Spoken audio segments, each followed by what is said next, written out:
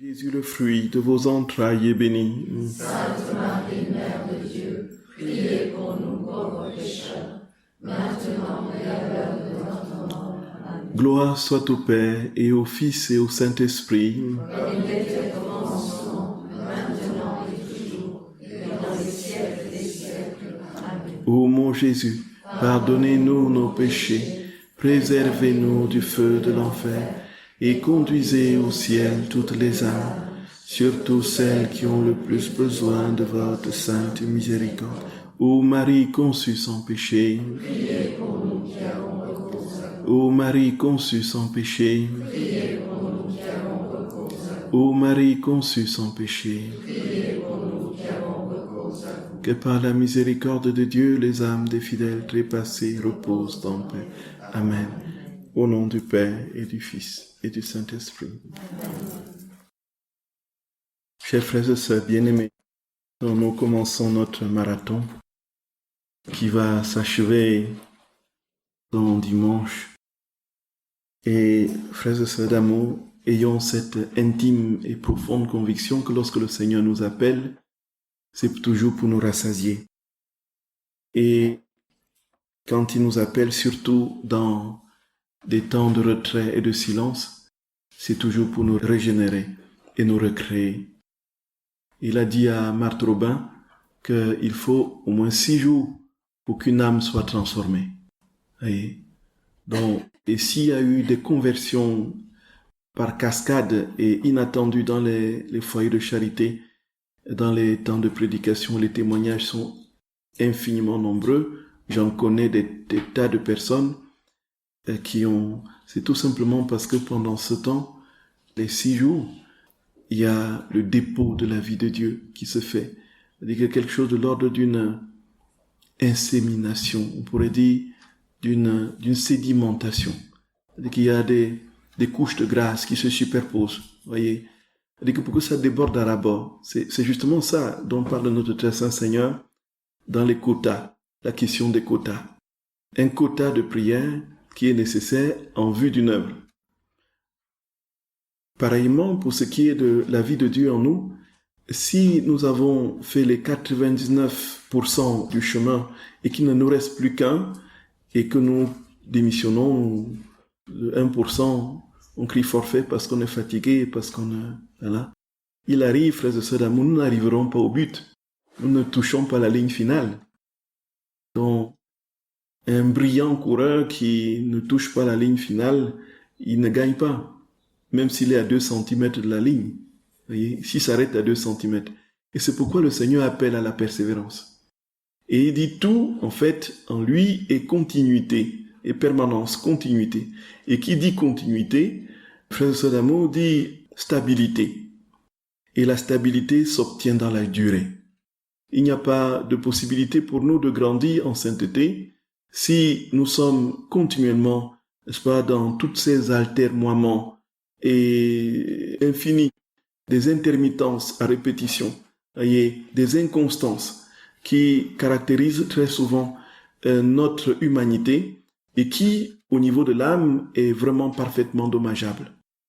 Dieu qui est perfection de l'immanence, perfection du don, perfection dans son éternité, ne peut véritablement nous structurer que dans cette même éternité qui demande une permanence, une continuité, une stabilité à l'image et à l'instar de ce qu'il est. Frères et sœurs d'amour, voilà le secret de la sainteté. C'est pourquoi, n'est-ce pas, le Seigneur dit, celui qui persévérera jusqu'à la fin sera sauvé. Et c'est pourquoi encore, frères et sœurs d'amour, au début de cette journée, je rends grâce au Seigneur par avance pour ce silence intérieur et extérieur que nous tâcherons d'observer et pour que la vie de Dieu se sédimente en nous. Pour que les couches successives, pour qu'il n'y ait pas la dernière couche qui manque, voyez, parce que une bouteille, il faut que nous soyons remplis. Pour qu'elle déborde et qu'elle soit à ras-bord, il faut qu'il y ait la dernière goutte qui fasse déborder le vase, qui fasse déborder la, voyez. Et voilà, frères et sœurs d'amour, allons jusqu'à cette dernière goutte. Et c'est pourquoi je nous remercie d'avance en vous invitant naturellement de manière instante à durer dans le silence. Frères et sœurs d'amour, nous avons un objectif, ce que Dieu a fixé pour nous, c'est d'être saint comme il est saint. C'est d'avoir sa sainteté, non pas seulement d'avoir sa sainteté comme quelque chose qui nous appartient ou qui nous donne, mais de nous communiquer, de le laisser se communiquer à nous, de le laisser communiquer sa sainteté à nos âmes. La vie chrétienne, frères et sœurs d'amour, contrairement à tout ce qu'on peut voir dans les religions mystériques et dans tout ce qui est de forme de religion traditionnelle, surgit de la conscience de l'humanité, même dans ses formes les plus archaïques. La vie chrétienne a ceci de particulier que c'est Dieu qui vient à nous. Ça n'a jamais été l'homme qui va vers Dieu. C'est d'ailleurs le Seigneur qui le dit et le répète de manière instante. Ce n'est pas vous qui m'avez choisi, mais c'est moi qui vous ai choisi. Voyez. Et voici que le Seigneur, très clairement, frères et sœurs d'amour, nous fait comprendre que la sainteté dont il nous parle, à laquelle il nous invite, est sa sainteté à lui. Donc la vie chrétienne, ce n'est pas un ensemble d'efforts et de choses que l'on fait pour acquérir un certain niveau de performance, y compris spirituel. Mais frères et sœurs d'amour, c'est la sainteté de Dieu qui est un don qu'il nous fait et donc c'est de l'ordre du surnaturel. C'est une vie surnaturelle. Et c'est pourquoi ça dépasse et ça échappe largement à nos capacités et même à nos imaginations. Ce que le Seigneur veut que nous soyons dépasse largement ce que nous aurions pu un jour imaginer. Dieu nous veut entièrement immergés dans l'océan de ce qu'il est, de son amour, de sa perfection, de sa sainteté, de sa douceur, de son humilité. Ce que nous espérions, là où nous espérions tout simplement avoir quelques petites prébendes, quelques petits privilèges liés à notre statut de chrétien. Dieu veut nous dire, frères et sœurs d'amour, je ne veux pas te donner des grâces, je ne veux pas te donner des choses, des grâces, je veux te donner ma vie, je veux te donner ma vie, je veux me communiquer à toi, mon enfant, je veux te donner ma vie. Frères et sœurs d'amour, avant de monter au ciel, il nous a laissé cette vie de manière parfaite, pleine. Et comment est-ce qu'il nous a laissé cette vie? Et c'est pourquoi nous sommes ici, frères et sœurs bien-aimés, dans ce grand mystère qui nous a été donné de célébrer avant-hier, dimanche, le mystère du corps et du sang de notre très saint Seigneur à l'autel de la divine liturgie. Nous sommes dans ce qu'il y a de plus incompréhensible, de la folie de l'amour d'un Dieu, qui a dit, voici, vous ne serez pas orphelins, qui a dit, je serai avec vous tous les jours jusqu'à la fin du monde, qui a dit, je ne vous laisserai pas seuls. Et on pourrait comprendre au sens de ne pas nous laisser seuls, le fait qu'il ait envoyé son Esprit Saint. Bien sûr, son Esprit Saint est venu et poursuit son œuvre, et comme dit la prière eucharistique, poursuit son œuvre de sanctification. Mais cet Esprit Saint, frères et sœurs bien-aimés, il a agi, il continue à agir. Et aujourd'hui, il est présent dans nos cœurs de manière réelle lorsque nous invoquons le Seigneur. Mais cet esprit est continuellement étouffé. Cet esprit est continuellement gangréné par 1001 préoccupations en dehors de l'amour pour lequel il est venu justement s'établir en nous. Puisque Saint Paul dit dans l'Épître aux Romains, chapitre 5, verset 5, l'amour de Dieu a été gravé dans nos cœurs par le Saint-Esprit qui nous a été donné. Le Saint-Esprit qui nous est donné n'a malheureusement pas toute sa place en nous. Il est continuellement. Mais Jésus prévoyait tout cela. Il savait que nous étions incapables d'accueillir la plénitude de sa grâce. Il le savait, frères et sœurs d'amour. Mais il a dit, je vais quand même laisser mon immensité sur la terre. Je vais quand même rester sur la terre. Même si l'homme va continuellement m'étouffer, il faut que je trouve le moyen pour que je sois à sa disposition de manière pleine et parfaite comme je suis au ciel. Frères et sœurs d'amour, c'est alors qu'il a institué le Saint-Sacrement de l'autel de l'Eucharistie. Et il a trouvé le moyen d'aller prendre les espèces du pain et du vin dans lequel il s'est introduit de manière parfaite, là où il était pour lui impossible de s'introduire de manière parfaite dans l'âme humaine. Voilà notre Dieu, frères et sœurs d'amour.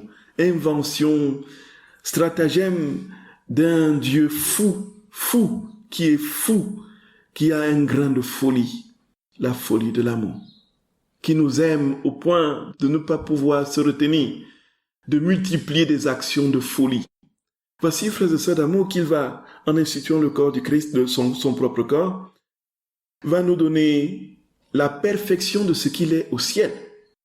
Puisque son Esprit Saint, en nous, est étouffé, continuellement tiraillé de mille manières, on ne lui donne que la portion congrue de l'espace de notre tente intérieure. Alors qu'est-ce qu'il fait? Il va se loger dans la matière. Et il se loge dans la matière, dans quel but? En attendant que nous soyons capables de l'accueillir pleinement, parfaitement, comme le pain peut l'accueillir parfaitement, sans pouvoir lui dire non, sans pouvoir se rechigner. Mais il n'est pas complètement et totalement satisfait. Mais il attend, comme le pain ne peut pas lui dire ce que n'est pas doté de conscience et de parole, il ne peut donc pas l'aimer, alors il attend, il se loge dans le pain, en attendant que nous devenions des pains vivants dans lesquels il vient se loger définitivement pour que nous soyons des hosties. Avant d'en arriver là, frères et sœurs d'amour, il avait tout préfiguré. Et c'est pourquoi nous allons consacrer cette séance à voir les figures justement de l'Eucharistie dans la Révélation, dans l'Ancien Testament. Ensuite, frères et sœurs d'amour, nous verrons l'événement. Comprenons bien, au terme de cette retraite, il faudrait que nous ayons conclu la messe. Nous progressons dans le schéma de la messe. Et nous commencerons par l'entrée, la procession d'entrée. Ensuite, tout le déroulement de la messe. Et puis, l'envoi. Il faudrait que, en terminant cette retraite, du moins pour le temps que le Seigneur nous a donné, en attendant que sa présence soit vrillée en nous, que nous sortions d'ici, frères et sœurs d'amour, le temps que le Seigneur nous donne, que nous soyons des hosties vivantes. Nous soyons des hosties vivantes. Et là, frères et sœurs bien-aimés, en espérant que ça va durer quelques jours, quelques heures, quelques jours, avant de, rechuter. Voilà. Donc, voilà un peu le plan de la retraite. D'abord, nous comprenons, frères et sœurs d'amour, que le Seigneur, encore une fois, avant d'entrer dans les considérations vétérotestamentaires, voici ce qui est clair. La divine volonté n'est pas quelque chose de, comment on dit, un cheveu sur la soupe, voilà, qui n'a rien à voir avec l'ensemble. Tout se tient dans la révélation. Et si la divine volonté n'était pas l'explicitation de la révélation, ce ne serait pas de Dieu. Donc il y a un maillage absolument inextricable entre la réalité de la création, celle de la rédemption et ce que nous vivons aujourd'hui avec le temps de l'Église. Tout se tient, frères et sœurs d'amour. Et Jésus dit, je ne suis pas venu abolir mais accomplir. Que ce soit clair, vraiment parfaitement clair dans notre esprit. Et justement, quand on fait une herméneutique justement de l'Écriture, des textes liés aux différents thèmes de la révélation, on voit qu'il y a des concordances absolument imperturbables et inouïes avec tout ce qui a été dit avant, même de manière figurative. Ça, c'est absolument impressionnant. Et quand je préparais cette retraite, frères et sœurs d'amour, j'ai été moi-même impressionné et absolument dans l'action de grâce de voir que l'Eucharistie, on l'avait déjà dans l'Ancien Testament en figure. Et c'est ici que tout devient clair.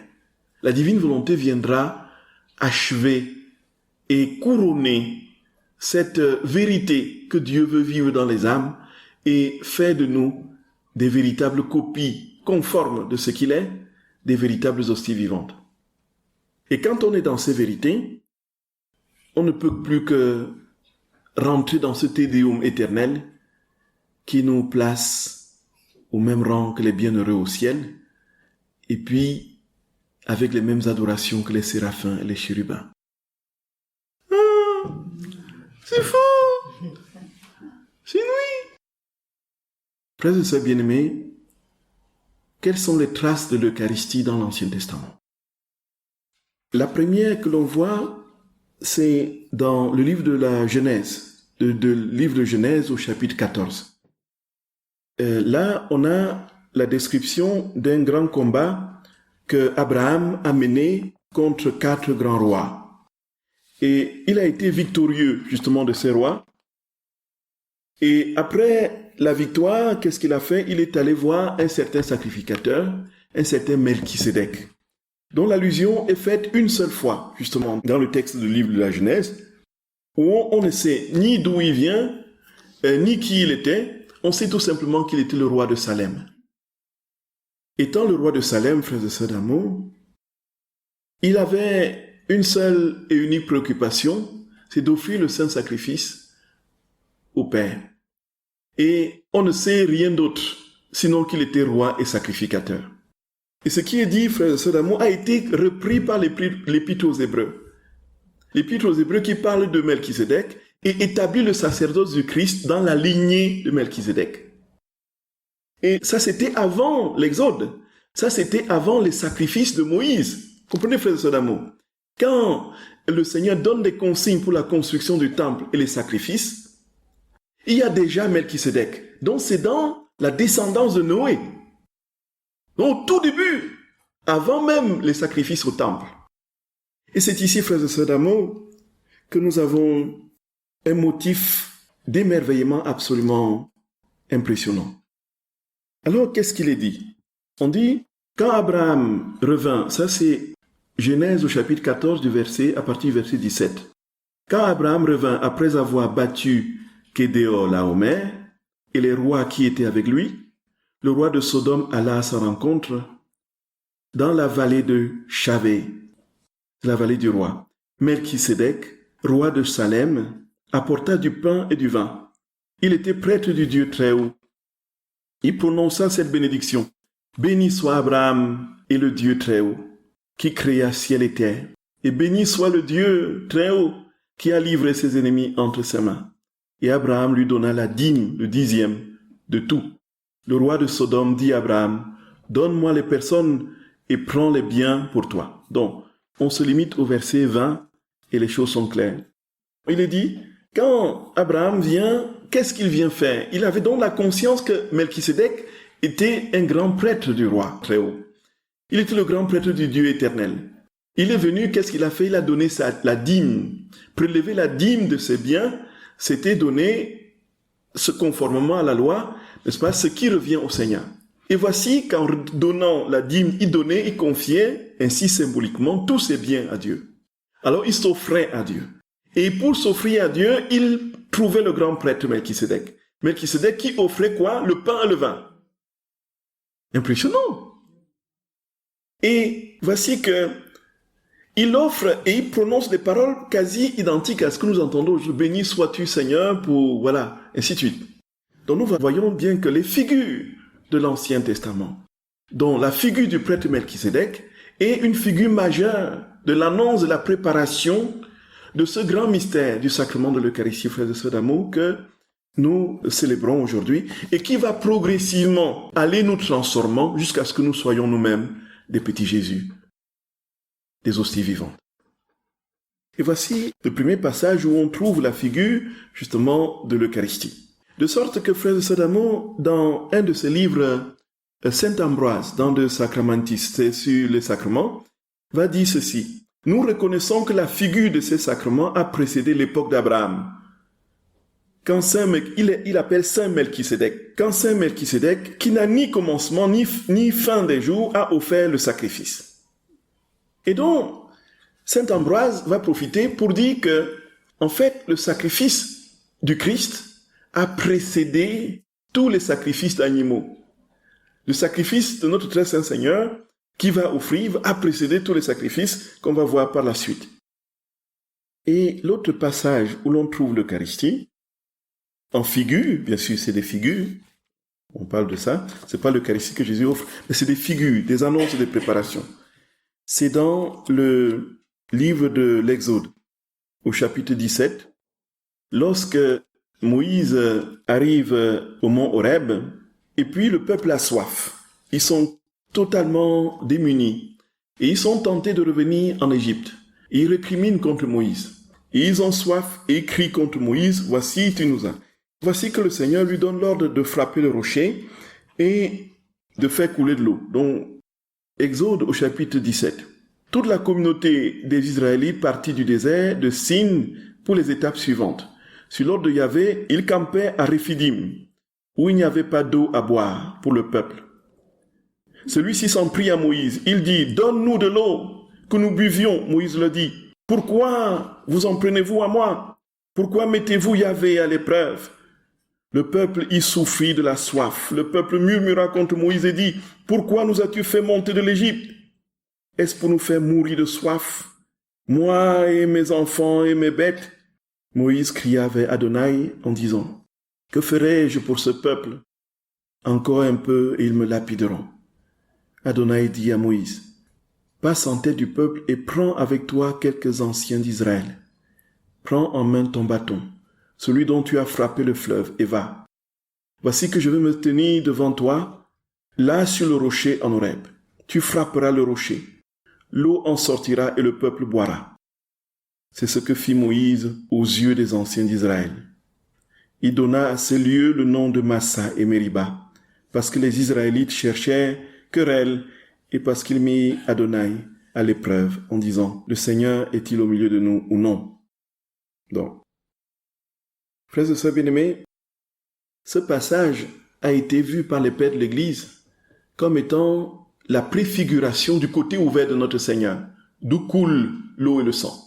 Et le sang et l'eau qui coulent en surabondance du rocher préfiguraient ce rocher qui est le roc éternel, qui est notre très saint Seigneur, dont le cœur saigne et laisse couler du sang et de l'eau pour abreuver et sustenter spirituellement son Église jusqu'à la consommation des siècles. Voyez. Et puis, Saint Paul d'ailleurs, dans l'Épître aux Corinthiens, dans la première Épître aux Corinthiens au chapitre 10 du verset 4, va dire, en fait, les pères buvaient un rocher spirituel qui les accompagnait. Et ce rocher était le Christ. Voyez. Voilà, nous voyons bien. Les pères du désert, en fait, les pères au désert buvaient de l'eau. Mais en fait, cette eau qui buvait sortie du rocher préfigurait l'eau qui sortirait du côté de notre Seigneur, les sacrements de l'Église, et cette eau qui est donnée en surabondance, celui qui croit en moi des sources d'eau jailliront. Donc nous voyons que tout est là, frères et sœurs bien-aimés, et saint Ambroise, toujours dans son traité sur les sacrements, dit que, en fait, Moïse est le prophète, le bâton c'est la parole de Dieu, donc la parole de Dieu, qui est, une fois qu'elle est annoncée, l'eau coule du côté. Lorsque la parole est annoncée et que tout le monde croit à la parole, n'est-ce pas, l'eau coule du rocher, donc du cœur de Jésus, et surabonde dans les âmes. Voilà. Ça, c'est la deuxième figure de l'Eucharistie dans l'Ancien Testament. Ensuite, il y a un troisième moment où l'on peut voir et commencer à comprendre ce que c'est que l'Eucharistie. C'est la manne qui tombe du désert. Dans Exode au chapitre 16, du verset 31. Le peuple naturellement a faim. Le peuple est dans une situation critique, où ils sont dans la réminiscence des oignons et des viandes d'Égypte. Ils sont constamment en train de s'en prendre à Moïse, de récriminer contre lui, et comme nous l'avons entendu, il en fallait de peu pour qu'il soit lapidé. Voici que le Seigneur, frères et sœurs, vient au secours de Moïse, et lui dit que le peuple recevra une nourriture. La nourriture, frères et sœurs d'amour, descend du ciel. Première chose, c'est la descente du ciel. Donc, en fait, il n'y a rien qui puisse, du fait de l'homme, susciter une nourriture dans le désert. Tout est sec, tout est dans une platitude absolue. Le sol est craquelé. Il y a de partout des insectes et des serpents dans le sol, et puis naturellement, comme on le verra par la suite, ils seront mordus par des serpents venimeux. Tout est dans une situation d'extrême aridité. Voici que, soudainement, la manne, une nourriture tombe du ciel. Donc, première chose, frères et sœurs bien-aimés, ça vient du ciel. Donc, en fait, le pain eucharistique, c'est le pain qui vient du ciel, qui descend du ciel. Et ce n'est pas nous qui l'avons provoqué, c'est un don pur et gratuit de Dieu. Il vient de Dieu, uniquement de lui. Et qu'est-ce qui se fait? C'est une nourriture, frères et sœurs d'amour, qui peut se manger tous les jours, puisque il est dit de ne pas faire de réserve. Parce que le jour suivant, un nouveau... Voyez, le Seigneur, voyez, c'est absolument impressionnant. C'est exactement la même chose quand on voit pour la prière, frères et sœurs d'amour. Il n'y a pas de réserve pour la prière, vous êtes d'accord? On ne peut pas dire, j'ai prié depuis 2 mois, bon maintenant je veux marquer 2 semaines de pause, et puis reprendre ensuite seulement. Et entre-temps, je fais ce que je veux, sans plus me référer au Seigneur, parce que j'ai déjà fait mes réserves de prière. Et c'est ce fameux cardinal Richelieu qui priait son bréviaire pour 1 semaine, et puis il reprenait la semaine, et la semaine après, c'était terminé, toute la semaine, il ne faisait plus rien, il reprenait le lundi d'avant pour toute la semaine, et puis ça, on a vu ce que ça a donné. Donc ici, la manne descend du ciel, et c'est la nourriture quotidienne de chaque jour. Nous voyons bien, contrairement au baptême qui est donné une fois pour toutes, nous sommes ici dans la symbolique claire, ferme de l'Eucharistie, nourriture quotidienne pour nos âmes et pain venu du ciel pour nous sustenter en vue de la vie éternelle. Voici donc, frères et sœurs d'amour, quelques... Et puis, certains pères ont aussi vu dans le sacrifice d'Isaac une préfiguration de l'Eucharistie. Isaac est le fils unique d'Abraham et il est amené à le sacrifier.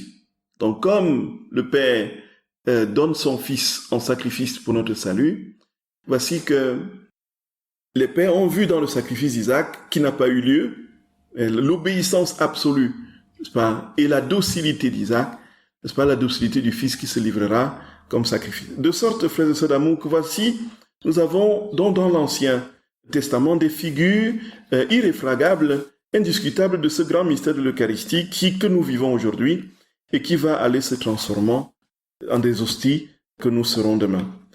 Voici que nous avons aujourd'hui plus que jamais toutes les raisons de dire que tout se tient et quoi qu'on dise et quel que soit ce qui peut être dit, frères et sœurs d'amour, le livre du ciel ne vient pas se mettre comme un kyste sur la révélation et sur l'ensemble de tout ce que nous avons appris de la tradition et dans le cheminement concaténatoire de l'écriture, des pères de l'Église et du magistère. Tout se tient. Tout se tient. Et c'est pourquoi il est absolument important de ne jamais dissocier ces vérités lumineuses que nous lisons et que nous allons voir de cette grande et unique parfaite révélation qui a trouvé son terme avec le dernier apôtre qui est Jean. Et c'est ici, frères et sœurs d'amour, qui a justement ce point à mettre sur le i. Nous sommes en train de vivre pleinement ce qui est déjà parfaitement contenu, mais qui nous est maintenant explicité d'une manière nouvelle, avec toutes les conséquences et les ramifications qui vont s'étendre sur les âges et transformer l'univers en un véritable paradis. Voyez, et ça c'est... Il faudrait que le Seigneur nous aide à le comprendre et à le graver au plus intime de nous-mêmes. Donc, il y a la figure dans l'Ancien Testament, il y a l'événement dans le Nouveau Testament, et puis il y a le sacrement dans le temps de l'Église. L'événement, tout cela, tout ce que nous venons de citer de l'Ancien Testament, annonçait ce moment où Jésus viendrait, frères et sœurs d'amour, instituer le sacrement de son corps et de son sang. Alors, il est dit qu'après le repas, Jésus prit le pain, c'est dans les synoptiques, et dit « Prenez et mangez, ceci est mon corps. Prenez et buvez, ceci est mon sang. » Alors, qu'est-ce qui se passe quand Jésus dit « Prenez et mangez, ceci est mon corps. Prenez et buvez, ceci est mon sang » On a l'impression qu'on est ici, frères et sœurs d'amour, dans quelque chose de particulièrement symbolique. Il est dit, voici mon corps, prenez-le, mangez. Cela signifie, puisqu'on ne voit pas le corps de Jésus en train d'être donné. On ne voit pas le corps de Jésus en train d'être mangé.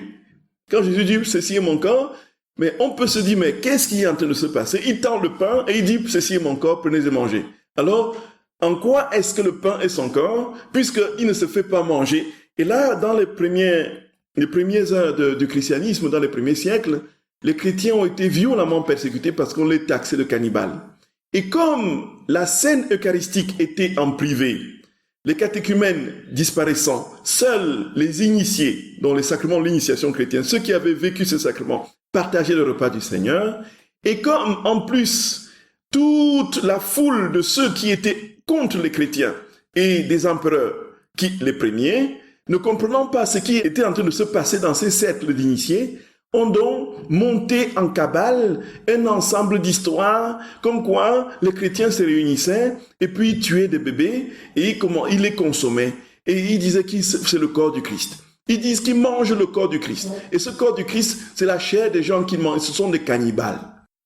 On les a accusés d'être des cannibales. Comment effectivement comprendre qu'il y ait une vérité, une corrélation entre le pain et le corps du Christ, la réalité de sa personne et le pain qu'il tend?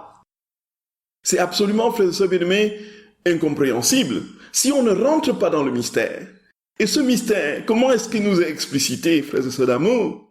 Il y a naturellement ce que nous comprenons du fait de ce que le Seigneur nous a révélé de la transmission de la foi, mais il y a la lumière absolument éblouissante de ce que Jésus, n'est-ce pas, dit à Luisa Piccarreta sur ce moment où ce pain-là devient son corps. Et nous avons, frères et sœurs, le texte célèbre de la 4e heure de la Passion que nous connaissons, où il est très clairement dit, dans la perception, dans l'acte unique et éternel dans laquelle se trouve justement Luisa, la perfection de l'événement, la réalité du moment où le Seigneur est en train de le vivre. Et comme on le dit, frères et sœurs d'amour, on le dit, nous comprenons le mystère de l'acte unique éternel, qui est la réalité même de l'éternel présent de Dieu. C'est le cadre on ne peut pas dire cadre, puisque quand on dit cadre, on dit limite. On fixe un cadre, c'est-à-dire on fixe des limites, en fait. Qui est, on peut dire, ce n'est que de l'acte, ce n'est que l'acte. C'est la perfection de l'immanence, de l'éternité, de l'éternel présent. Et qu'est-ce qui se passe? Quand Luisa voit des événements, elle n'est pas en train d'avoir une vision de ce qui s'est passé. Puisque tous les actes de Dieu sont éternellement présents, le Seigneur donne à Luisa d'entrer dans cet acte et de vivre ce que lui, il vivait en ce moment, non pas comme si l'événement était passé, mais cet événement se rend présent, puisque cet événement n'a jamais disparu. Et donc, qu'est-ce que le Seigneur lui donne de comprendre? Non pas qu'il le projette dans le passé de la scène. En fait, la scène est toujours là. Jésus est toujours en train d'instituer les sacrements. Jésus est toujours en train de monter au ciel. Il est toujours en train de faire descendre son esprit. Il est toujours en train de mourir et de ressusciter. C'est ce qu'il dit. Tome 19 du 21 août 1926. C'est ce qu'il dit. L'explicitation de l'acte éternel. Voici que le Seigneur lui donne de comprendre, en fait, ce qui s'est véritablement passé. Frères et sœurs d'amour, nous imaginons bien que nous ne sommes pas en train de considérer que le pain que nous recevons n'est qu'une simple symbolique de la réalité du corps de notre Seigneur et que c'est vraiment son corps et son sang que nous prenons, que nous recevons et auquel nous communions. Et voici donc le célèbre texte de la 4e heure. Mon Jésus, ma joie et mon délice, je vois que ton amour court et court vite. Malgré ta grande souffrance, tu te lèves pour t'approcher bien vite de l'autel où le pain et le vin ont été préparés pour la consécration. Donc il faut dire qu'on avait jusqu'ici pensé, frères et sœurs bien-aimés, que le mystère du corps et du sang de notre très saint Seigneur a été instauré pendant le repas pascal. Mais il est très clairement dit, il y avait un rite. Et dans l'arrestation et la mise au tombeau, la première partie du livre de Marthe Robin, il y a cette description très clairement faite. En fait, le rite, c'est après le repas pascal. Parce que jusqu'ici, certains exégètes et théologiens avaient pensé qu'au cours du repas pascal ordinaire, Jésus a pris le pain et a dit « Prenez et mangez, ceci est mon corps ». Et puis il a pris le vin, il a dit « Prenez et buvez, ceci est mon sang », au moment où on faisait circuler la coupe, n'est-ce pas, entre différents membres, en mémorial, justement, de ces grâces qui avaient été données au peuple lors de sa traversée d'Égypte. Avec à la porte la coupe d'Élie qui était posée en attendant son retour. Ici, frères et sœurs bien-aimés, on avait pensé très longtemps que c'était le cas. Mais ce n'est pas du tout cela, puisque il est dit, c'est après le repas pascal, que Jésus justement prend le pain. Il prend la coupe de bénédiction. Et selon ce que Marthe Robin écrit dans son livre, c'était un rite qui était abandonné. En fait, le papa, à la fin du repas, il prend, n'est-ce pas, la coupe de bénédiction, il prend le pain, il rompt, Il le donne indépendamment du repas qui a déjà été pris. Et c'est en ce moment qu'il dit, prenez et mangez, ceci est mon corps. Et justement, la liturgie l'a conservé. Après le repas, il prit le pain. Il rendit grâce, il donna à ses disciples en disant, prenez et mangez. Et en ce moment, ce qui se passe, c'est que Luisa a la perception, a la claire compréhension et voit très clairement ce qui s'est passé en ce moment. Et c'est alors que nous sommes avec les anges complètement aplatis d'admiration et sidérés devant le déroulement du mystère. Voici ce qu'il dit. Mon amour, je vois que ta sainte humilité adopte un comportement tendre et affectueux, jamais encore observé. Donc, représentons-nous, frères et sœurs bien-aimés, mettons-nous devant l'écran, incapables comme nous sommes d'aller dans l'acte éternel de Dieu et de vivre cela de manière parfaite. Mettons-nous, frères et sœurs d'amour, dans les dispositions mettons-nous devant un écran. Et puis, les yeux de notre très saint Seigneur sont brillants, plus brillants que le soleil. Sa face rosée et resplendissante. Tes lèvres souriantes, dit Luisa, sont brûlantes d'amour. Tes mains et tous tes membres adoptent une attitude créatrice. Mon amour, tu es complètement transfiguré. Ta divinité semble surgir de ton humanité. Ô Jésus, mon cœur et ma vie, ton apparence entièrement nouvelle attire l'attention de tous. Un doux enchantement s'empare des apôtres qui retiennent leur souffle. Notre douce maman accourt en esprit au pied de ta sainte table pour assister aux merveilles de ton amour.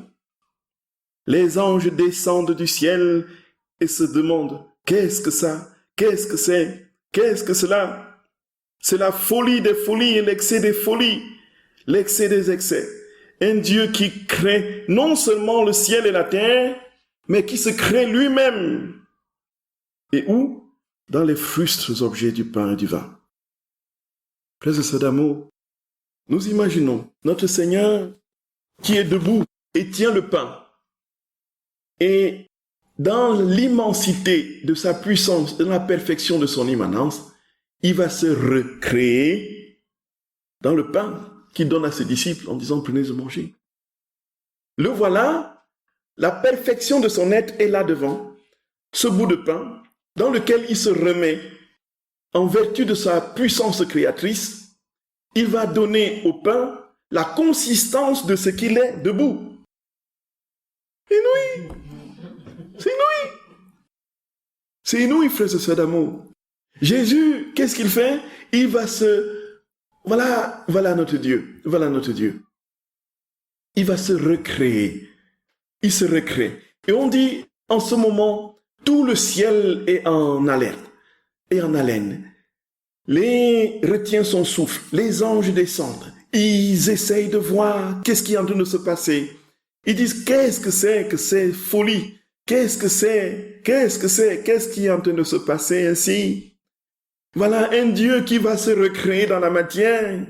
Un Dieu qui va se recréer dans la matière. Avec ça, frères et sœurs d'amour, nous ne sommes pas plus dans une description purement et platement symbolique, où simplement le mémorial est compris comme quelque chose qui est passé et dont on fait souvenir, comme on se rappelle d'un événement passé et qui n'a plus de consistance dans le temps présent.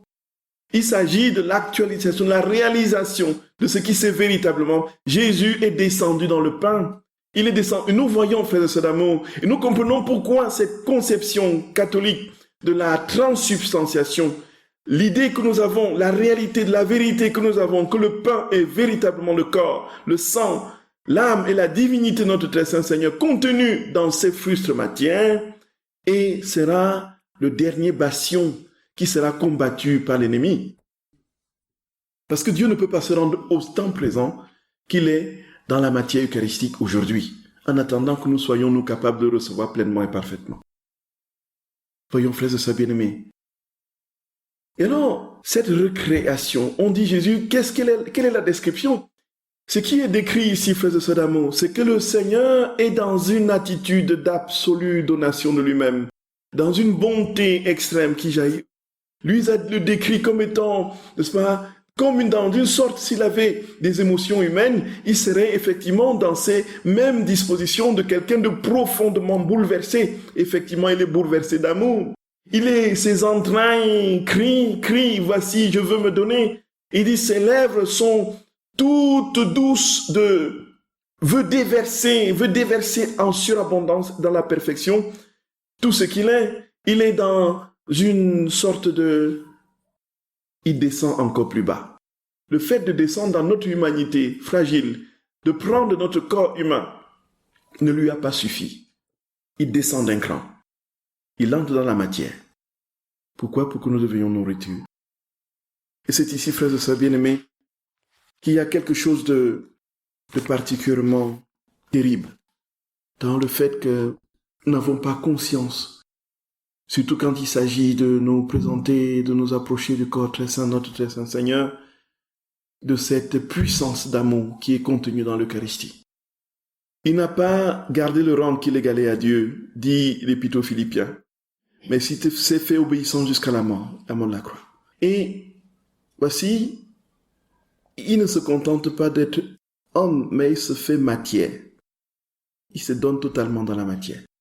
De sorte que, dans la conception et la vérité qui est la nôtre, frères et sœurs d'amour, dans la Sainte Église catholique, le pain eucharistique est le corps, le sang, l'âme et la divinité de notre très saint Seigneur, quelle que soit sa forme, quelle que soit sa quantité, sa grandeur, et même s'il s'agissait d'une petite miette qui tient au bout d'un fil d'aiguille, frères et sœurs d'amour, là, dans cette petite miette, est contenue l'immensité du ciel.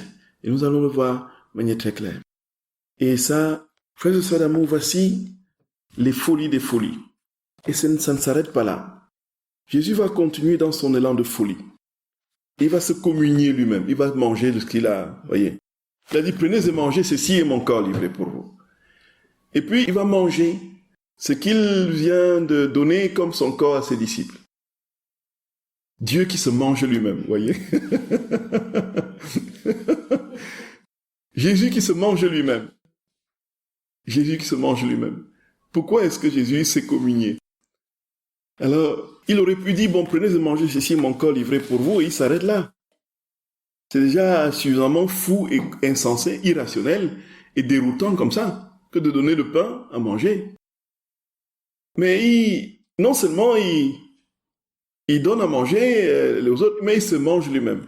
On n'a jamais compris que quelqu'un qui se mange lui-même, c'était un auto-anthropophage, non? Ça n'existe dans aucun récit, n'est-ce pas? Même les mythes n'ont pas eu cette capacité d'inventivité. Voyez un peu. Voyez, aucune religion mystérique n'a inventé un truc comme ça. Une divinité qui se mange elle-même. Voyez un peu. Déjà, pour se manger, il faut être vivant. Et là, c'est là, frères et sœurs d'amour, que nous avons dans le livre du ciel des lumières absolument éblouissantes sur les raisons pour lesquelles le Seigneur se communie. Pourquoi Jésus se communie? Pour quelles raisons? Et là, la première raison pour laquelle le Seigneur, frères et sœurs d'amour, communie, c'est pour donner une gloire complète à son Père. En fait, la communion que nous recevons au cours de nos existences, les milliards et les milliards d'hosties qui ont été reçues au cours de l'histoire de l'humanité, et des milliards qui seront reçus jusqu'à la consommation des siècles, demandent que ces communions retournent à Dieu en adoration, en action de grâce et en amour parfait. Parce que Jésus dit très clairement à Louis de Greta qu'il ne fait rien, en fait, il ne fait rien pour rien. Notre Dieu est toujours intéressé. Ce qui l'intéresse, c'est l'amour. Voyez un peu. Ce qui l'intéresse, c'est l'amour. Le Seigneur, quand il donne pleinement, c'est pour qu'il ne peut pas se contenter du peu. Il attend un retour d'amour parfait. Il attend un retour d'amour parfait des créatures, de ce qu'il a donné parfaitement dans son amour. Et comme nous serons dans l'incapacité de lui donner ce retour d'amour parfait, alors il a donné à lui-même ce retour d'amour et cette gloire parfaite que les créatures devraient lui donner. Et il a ainsi, frères et sœurs d'amour, réalisé pour nous la perfection de nos communions jusqu'à la fin des siècles. Donc Jésus a déjà rendu parfaitement gloire à son Père pour toutes les communions que nous avons faites sans lui rendre gloire, parce qu'il s'est communié. Il s'est communié en rendant, il le dit à Elisabeth Carretta dans un texte du tome 11 du 13 novembre 1915.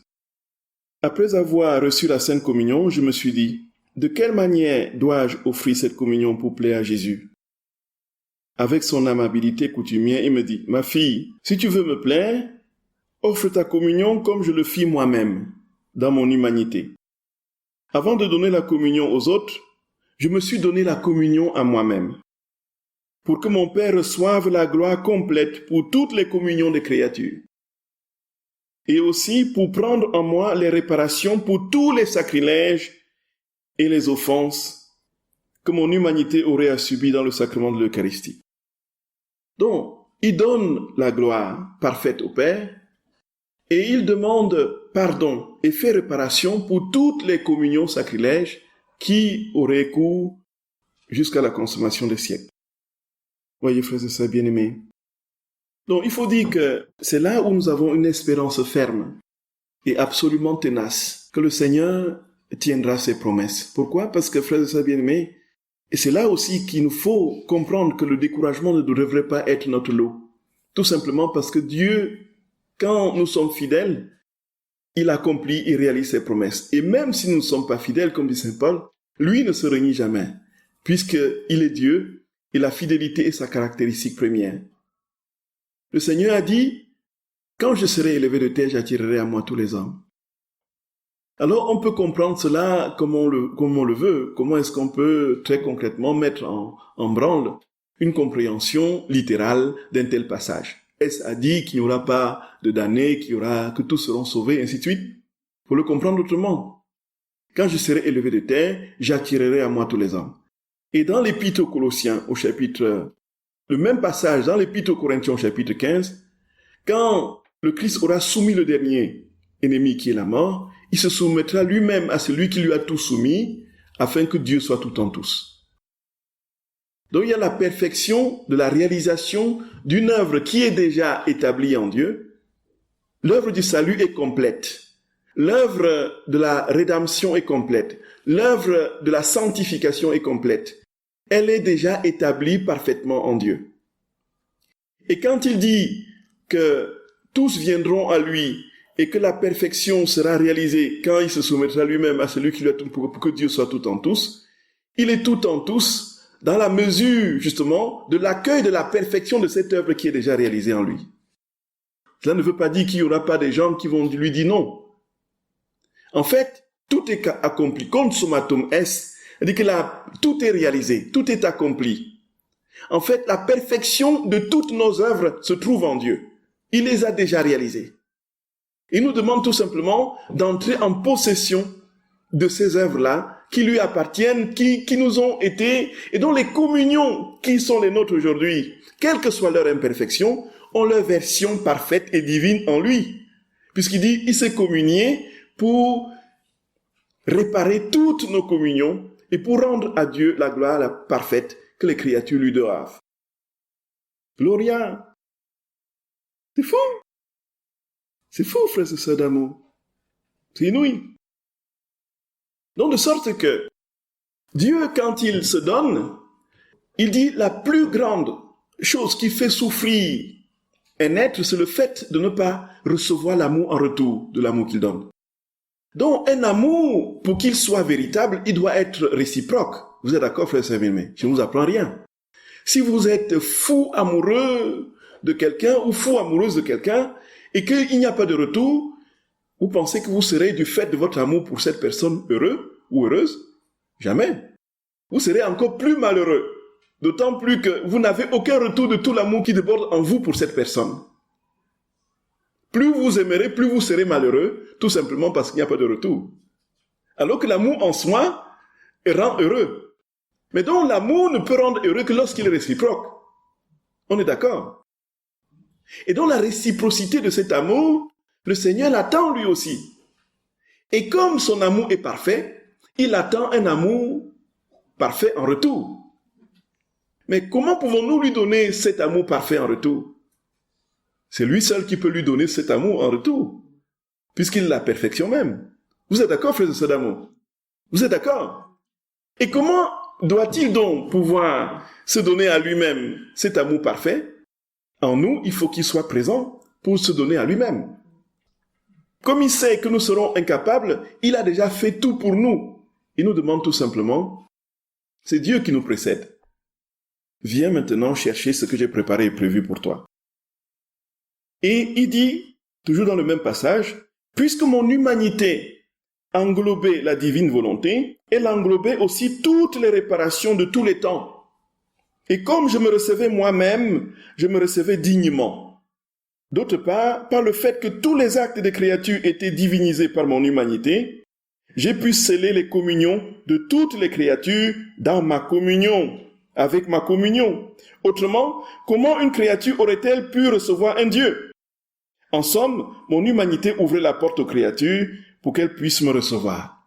Vous voyez, frères et sœurs bien-aimés, Jésus se communie pour donner la possibilité à l'humanité de pouvoir le recevoir. Parce que notre humanité ne peut recevoir Dieu sans être pulvérisée. Si Dieu vient là dans notre humanité, qu'est-ce que nous devenons? On ne devient même pas de poussière, on est vaporisé, voyez un peu. Si la plénitude de la divinité prend possession de nous, sans que nous soyons... Si Dieu qui est l'immensité, nous sommes le petit rien dans l'infiniment grand, l'immensité de Dieu. Le petit rien que nous sommes, la petite poussière, la petite particule que nous sommes au cœur de l'univers, nous sommes... Un souffle de vent suffit pour nous envoyer balader, pour nous faire disparaître, voyez. Et Jésus dit très clairement ici, frères et sœurs d'amour, qu'il a communié pour sceller toutes les communions de toutes les créatures dans sa première communion. Jésus a fait sa première communion.